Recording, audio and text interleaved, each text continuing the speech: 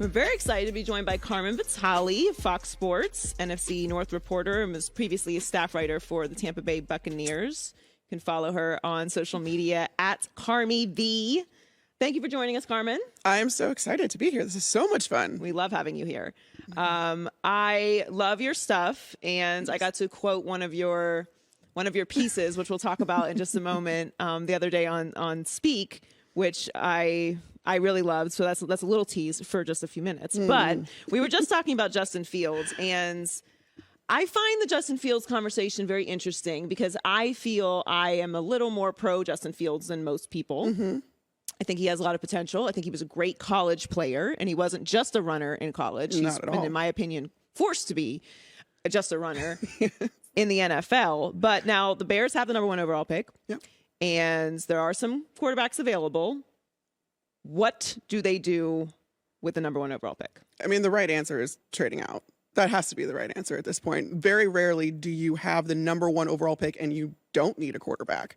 And I'm also very pro Justin Fields. The reason he ran for over 1,000 yards this year is because he had to. He had absolutely no protection. He had no offensive line. And if you don't trade out, you're not going to get an offensive line for him. So, I mean, even if you decide that you're in love with Bryce Young, I mean, he's like 5'10", 195 on a good day when he's soaking wet? Like, you need an offensive line to protect him. But if you take that and you don't get more capital, it's going to be very hard to build a protection bubble around him. So I think, Fields is started in this system, and the system is starting to be tailored towards him.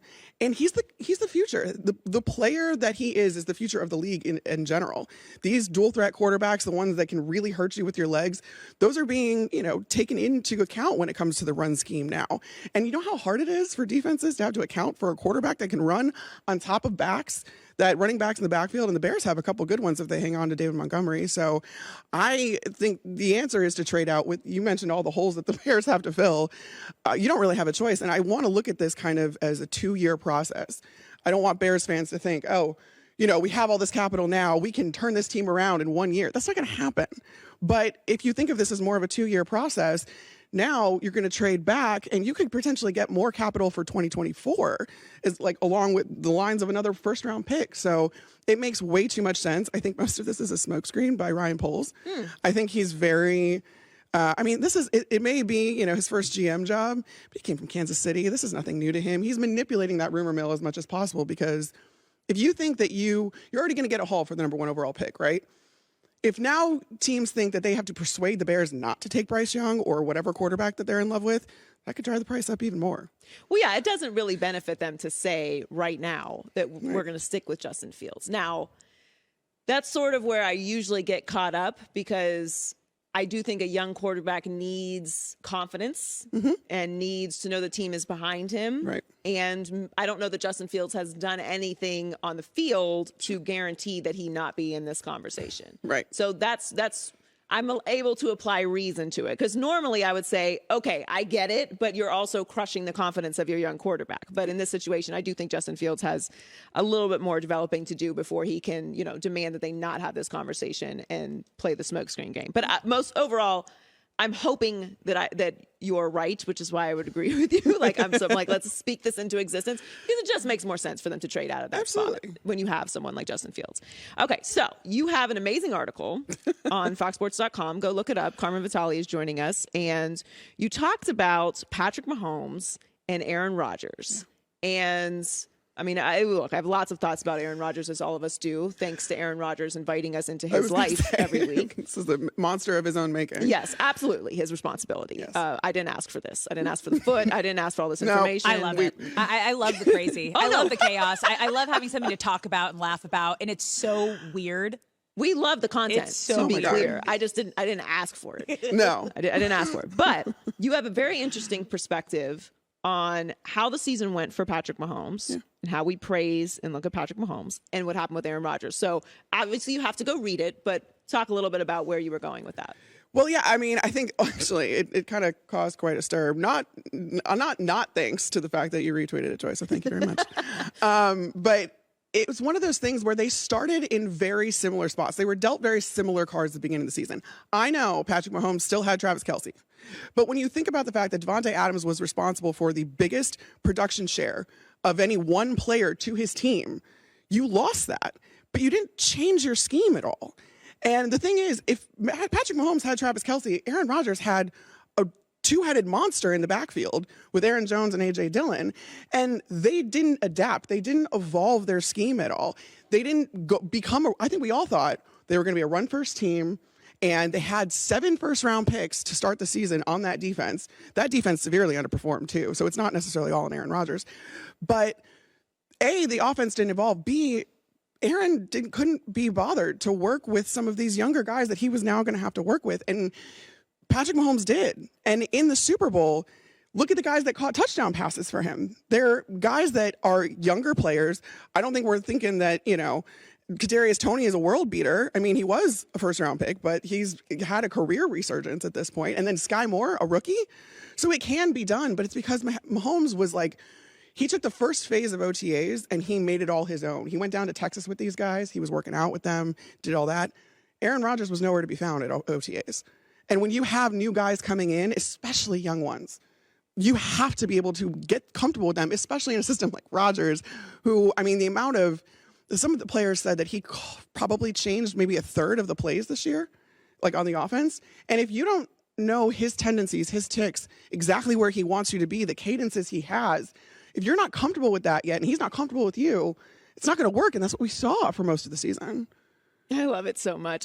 I love it because it just got washed over. Devontae leaves, and they're like, yeah, we're going to be fine. We're going to do the same thing. How are you going to be fine? Fine how? What is fine? It's Devontae Adams. Do you know how much volume he gets? You're not replacing the volume. And then Aaron Rodgers is not putting in the time to develop these young wide receivers. Yeah. And then it was their fault.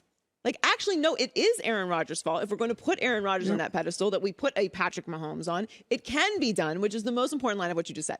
It can be done. It can be done. And it can be done at the highest level in the biggest game of the season in the Super Bowl. You said something on Speak that I loved, and it was that now I'm totally blanking on what it was.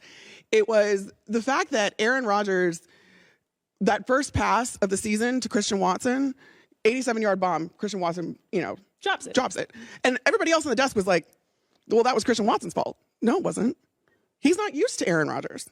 Aaron Rodgers isn't used to him. He doesn't know exactly where to place that ball, or Christian Watson doesn't know exactly where to be. I mean, yes, it went through his arms. But, if you have reps with that, that's not happening.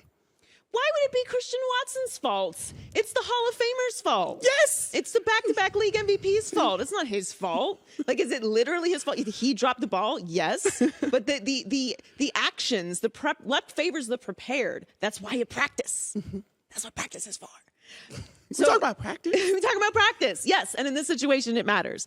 All right, so let's talk a little bit about Lamar Jackson. That's the other major story this offseason. I think the Ravens are crazy. I don't have any sympathy for organizations who get shocked when it's time to pay for this. It's like getting your mortgage payment comes to your house. What do you mean I pay for this house? Yeah, that's what things cost money, like franchise quarterbacks. Now, obviously, I understand the Browns are terrible at business. They blew the market up for Deshaun Watson, but that's not Lamar Jackson's fault. I do, however, think they can come to a reasonable, however expensive, check for Lamar Jackson that would keep him there. And I don't think that they should even be mentioned in the conversation of contenders if he's not there. Oh, yeah. The thing about all of this is, why weren't you already prepared? We're talking about luck favors the prepared. Yeah. Why weren't you already prepared for this day? I don't know. You knew this day was coming. I don't know why they never. I don't know. I never know. They're always like, oh, what? What? We have to pay our franchise quarterback all of this money? Our former MVP franchise quarterback? I mean, if there's any doubt that Lamar Jackson, he's the one that really started the ball rolling on this really dual threat quarterback that can hurt you with his legs, that runs really well, all that other stuff. He's the one that really got that ball rolling in the modern era right now. And the fact that you've tailored the entire system for him. You tailored your offense. How in the world are you going to get rid of this guy? But now he doesn't seem so happy. You saw his Instagram post. He was like, he seems to be feeling very undervalued. But this is the other thing too. He's not working with an agent. And agents, I mean, I want you to get all your money. I want you to get all the money. I don't want you to have to give 10%. But I mean, we all kind of have to do that in our respective professions, and that's just kind of how it is. But at the same time, that agent is so valuable in like setting your expectations correctly and being the go-between between the team and you. Like, you don't want to be in that room when people are trying to assign a dollar value to you.